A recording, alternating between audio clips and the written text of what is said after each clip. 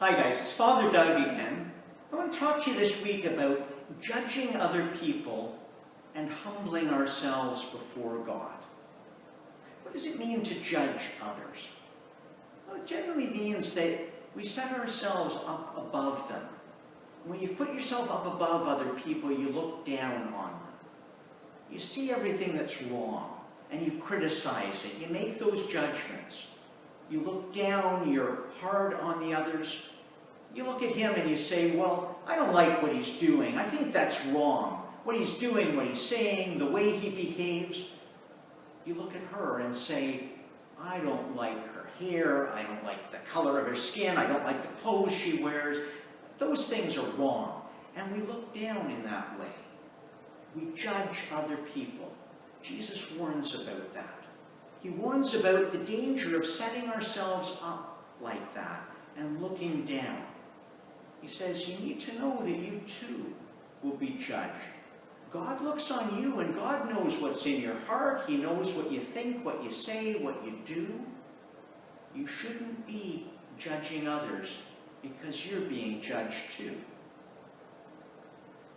The danger isn't that we see things that are right and wrong, that there are things that might need to be dealt with. The danger is that we set ourselves up, so we look down and we criticize. Well, what's the other way of coming at it? You remember Jesus talked about how power is used in the world. That if you're somebody important in the world, the way you show it is by making other people do what you want them to do. You look down on them, you push them down, you push them in the direction you want them to go. Jesus says that's not the way of the kingdom. In the kingdom, the people who are really important are actually the ones who humble themselves, who get down and serve other people.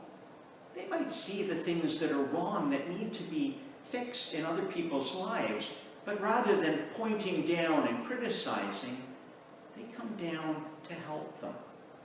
Because the way of the king, the way of our king, Jesus himself, is to serve others, not to force them to do what he wants them to do, but to help them to do God's will. Not setting yourself up in judgment, but humbling yourself to walk with people, to help them, to point out things maybe that need to be sorted out, that could be fixed, the things that are wrong, but to do it in a gentle and humble way so that they can see and be helped along. Some people think that when Jesus said not to judge, that he meant that we weren't to notice the things that were right or wrong, that we weren't to say that some things are wrong, that we weren't to actually judge the world in that respect. And that's not quite what he said. Because also in his teaching, it doesn't come up in our gospel this week, but he used a picture of some of what we do in our lives. He said, you don't take the things that are your pearls, your precious things, and throw them to the pigs. You don't take the things that are holy and give them to the dogs. Why? Because they don't know what they are. They don't know how special they are. Do you know what pearls are? Pearls are they're little round balls. They're milky white. They're really quite nice to look at, and they're very smooth and soft. Well, not soft, they're hard, but they're, they're smooth to run your fingers over. Pearls come from a shellfish, an oyster. Oysters are like clams. They can open up, and the meaty part of the creature is inside, but there's a hard shell on the outside. And when a bit of sand or dirt or a bit of stone gets inside of an oyster, it irritates it. It's uncomfortable. So what it does is it puts its own oils and ointments over top of it. It just keeps wrapping things around and covering it over.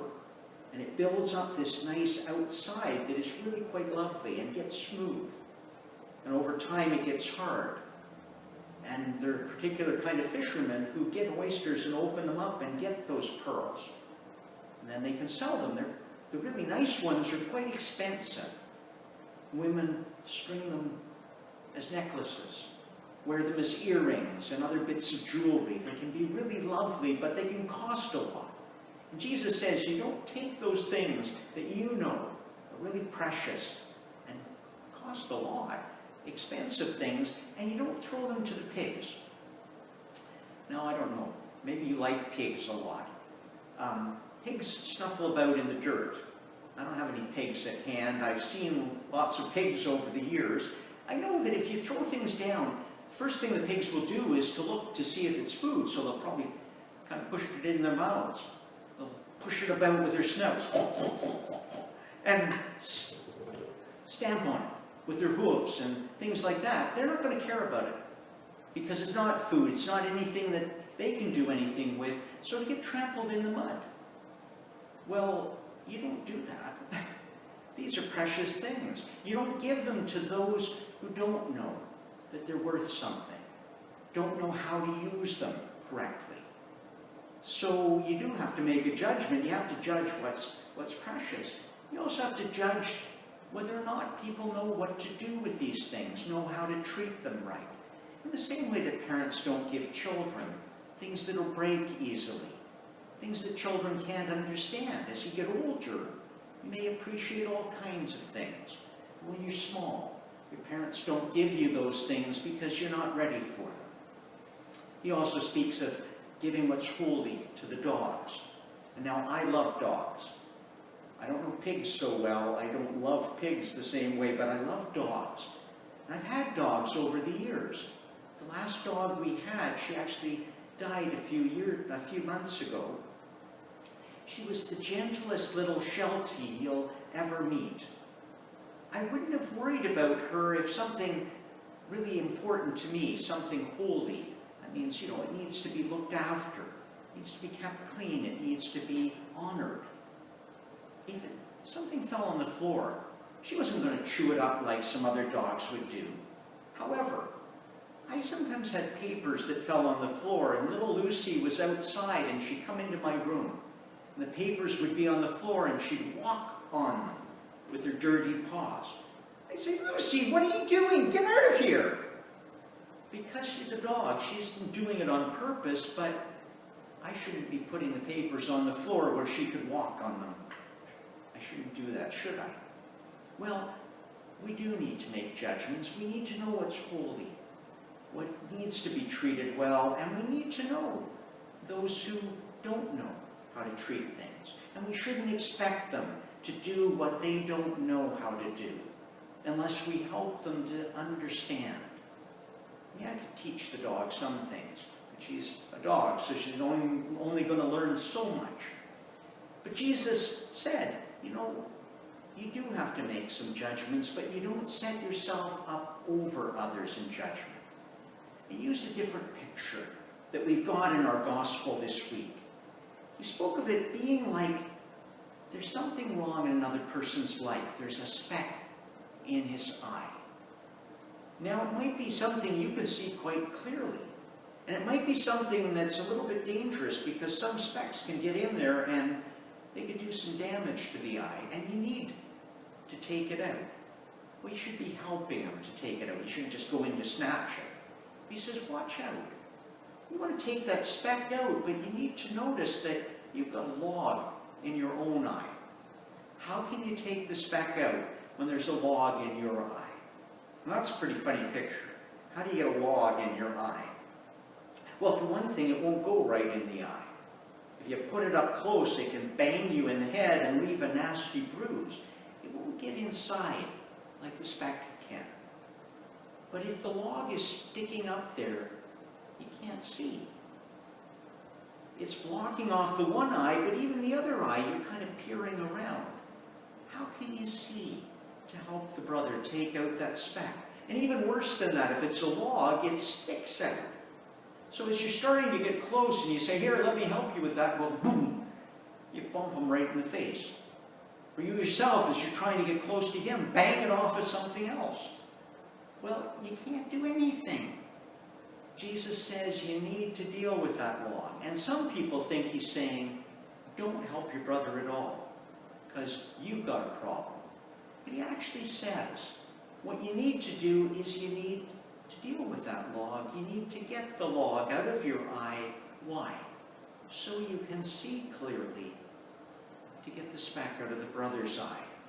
The speck might be important, but you've got something to deal with. So suppose it's some kind of a sin in the other person's life.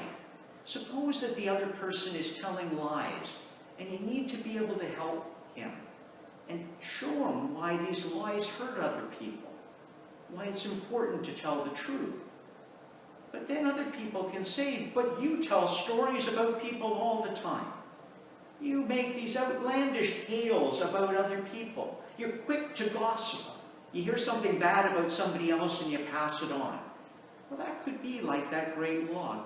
You need to get your things in order. You need to stop doing things. You need to say sorry to people that you've wronged. You need to humble yourself before God in order to help your brother. And you know, sometimes if you've really come to God and said, Lord, I know I'm a sinner. I've made all these mistakes. And you get right with God. You receive his forgiveness. Then when you go to your brother who's having trouble himself and he's got this speck that's bothering him, you can say, you know, I know what that's like. I know it's hard to deal with, but here are some things that helped me. Here are some people who helped me to get, I actually had a log. You've just got a speck. I had a log in my eye, but other people have helped me. God has forgiven me, and if he can forgive me, he can forgive you. Let me help you to get that out. And then we're not putting ourselves up in judgment. We're actually coming alongside. We're humbling ourselves to help people to do God's will. And Jesus actually said, you know, if you don't do that, if you don't do it that way, you got that log in your eye, the speck is getting in the brother's eye, it's like two blind men leading each other on the way. So I, with this great log in my eye, am going to try and pull you along, keep you safe on the way, lead you in the ways of goodness. We both fall into the pit. We both run into trees. We both stumble over things. That's not good. If I humble myself before God and he opens my eyes, he clears out my eyes, takes the specks out of them and the logs too, then I can see clearly to lead my brother or sister who's stumbling along. That's why it's important when there are things that are wrong in our lives, when we do things that are wrong, that we say we're sorry. We ask forgiveness. We go to God and ask him to help us to walk in the ways that he wants us to. We acknowledge that we're struggling too, and we ask other people to help us. Jesus says, you know, what that does is it doesn't just make a difference out here in the way that we behave out here, but it makes a difference inside. And he says that good fruit of a tree comes from the tree being good inside in its heart. And if we get our hearts right with God, then good fruit grows in our lives. Then other people see the goodness, and when somebody's struggling with that speck in his eye, he won't run away from us because we're the ones who point the finger and put ourselves up above. He'll actually come to us because he says, you know, you don't look down on me. When I'm struggling, you always try to help me and to show me how much God loves me when I don't feel I'm loved at all. There's good fruit. There's light that we bring into the darkness. There we're walking in the way of Jesus, not setting ourselves up in judgment, but humbling ourselves before God, showing the light of the kingdom, because that's the way of Jesus, who is our great King, our great Judge, but has come to be with us, to help us to do God's will, to let us know that God does forgive us. He does love us. He will heal us if we turn to him. In the name of the Father, and of the Son, and of the Holy Ghost.